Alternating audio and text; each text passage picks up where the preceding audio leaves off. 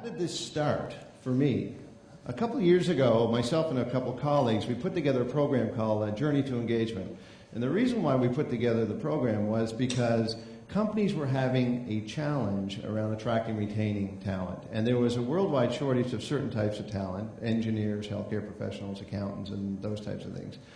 So we started down this path, and the word engagement kind of left from a bit of a fluffy human resource type of word to going right to the boardroom table. And it went right to the boardroom table because when they started to measure what employee engagement meant in an organization, they started to see the real tangible value of employee engagement in the organization. So it became to the forefront.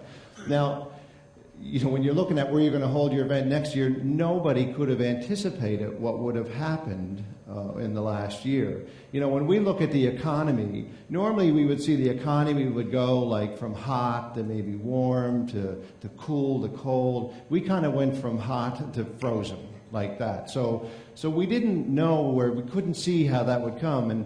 And people in the job market, we went from it being an employee's market to being an employer's market. So we saw a real shift in how things unfolded over the last year. But the interesting thing is organizations that concentrated on employee engagement a year ago or 2 years ago for attraction and retention saw a benefit that they didn't anticipate. They saw a benefit in productivity and profitability increase that they didn't start down that path to do a year ago. So those companies that adopted employee engagement strategies actually are weathering this economic storm better than anyone else. So I believe you've been given a gift. I believe this economic downturn, you have to look at it as an unbelievable opportunity to retool yourself in your organizations. Recently, a friend of mine or a family member was in the hospital, and I was in the waiting room waiting for them to come out of surgery, and I picked this book up, and it was written by the same author who wrote the book, Who Moved My Cheese? And it's probably a little less than 100 pages, a small format, might be 2-hour read. And the basic premise of the book says that the errors you make in today's good times lead you to tomorrow's bad times.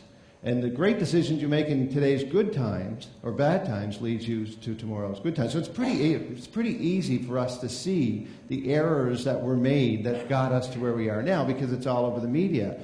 But it's the decisions you make today that will move you somewhere else. And I believe that we're heading for a time that's different than we've ever seen before. I believe that we're going to see a shift in the way that we manage, and I think that we have an opportunity right now to retool ourselves. And companies that do it will have an unbelievable advantage as we move forward. So look at this time. I know that some of you may not see this as a gift, but look at this time as a gift. And what I want to do today is we're going to go through why I think that is so. And I really want you to walk away with some tangible, usable things that you can take back into your organization. So what are we going to talk about today?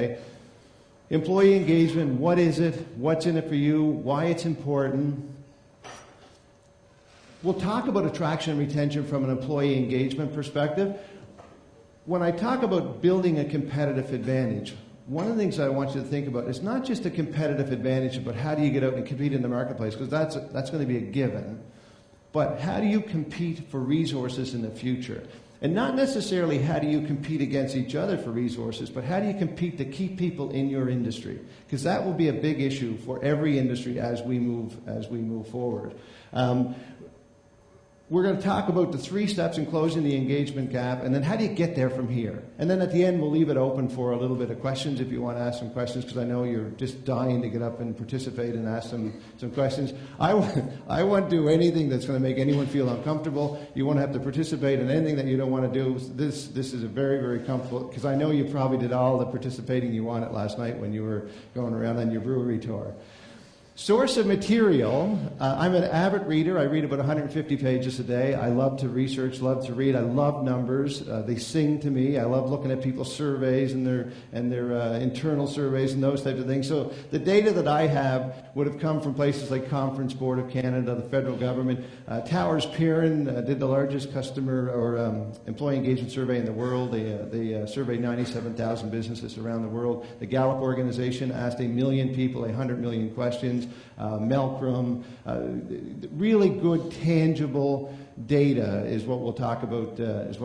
Today. So Hewitt from Best Places to Work, remember I said at the beginning that companies that looked at employee engagement, that started it for attraction retention, had some real benefits. Well, here are the kind of things that the measurements are coming out at. Hewitt says Best Place to Work organization, some of you may use that in your own, or that employees that are in the high quadrant of engagement, and I'll explain what that is in a minute, are 78% more productive and 40% more profitable than those in the low quadrant of employee engagement. Towers Perrin, which did the largest employee engagement survey in the world, said that earnings per share growth rate of 28% compared to 11% decline in earnings per share for those in the lower quadrant. The Gallup organization said that earnings per share growth rate of 2.6 times the rate of those that were below average on employee engagement. So we know that employee engagement has some tangible productivity now, and I'll share with you what that means. I'll share with you what the value of an employee, an engaged employee is in your organization, and how that works on attracting and retaining people. Are we okay for sound? Is it still, too loud? Is it too loud? You're good? It's too low? It's perfect? Temperature, is temperature good? I believe as we go forward that this is an opportunity. I'm from Halifax, so welcome to Halifax. I'm glad you decided to come here to your conference. Recently I was in a meeting with one of the local CA firms, and we were talking about the impact that this was having on the Atlantic Canadian economy. And one of the things that the partner in this firm said was that what they're seeing is it's weeding out the weak. That organizations that aren't strong enough are the ones that won't survive. And I believe that that will happen over the next little while, that the weak in your industry, in every industry, will be weeded out. And the way to strengthen yourself is to become more engaged in your organization. So what are some of the trends to watch for? Now, I'm going to share with you the impact the baby boom generation has had. Now, I'm sure you've seen this before, and a little bit later we're going to talk about the generations, but we're going to put a different spin on it as we go through this. On how all you're going to work together in the future. But when the baby boomers came around, this would be 1950 to 1960, the biggest impact we had was under age of 14. So pediatric wards, elementary schools, anything to do with selling or products around those children in that age group. And then 1960 to 1970, we were in that 15 to 24 years of age. You can see this is the population increase in that time. So for a lot of us, we went post-secondary education, we fell in love, we moved out of our houses, we bought our first homes, and then in 1970 to 1980, we started to get married. For some of you, it was probably your first marriage. And then as we started, you would have bought a house, maybe started to have some children, started to enter your careers. Some of you would have moved up in your organizations in the more managerial spots. And then 1980 to 1990, we became successful. The baby boom generation is the most successful generation that has ever worked on the face of the earth. Both financially and what we have done as a generation has been absolutely tremendous. Now, we've paid some prices along the way, and we'll talk about that.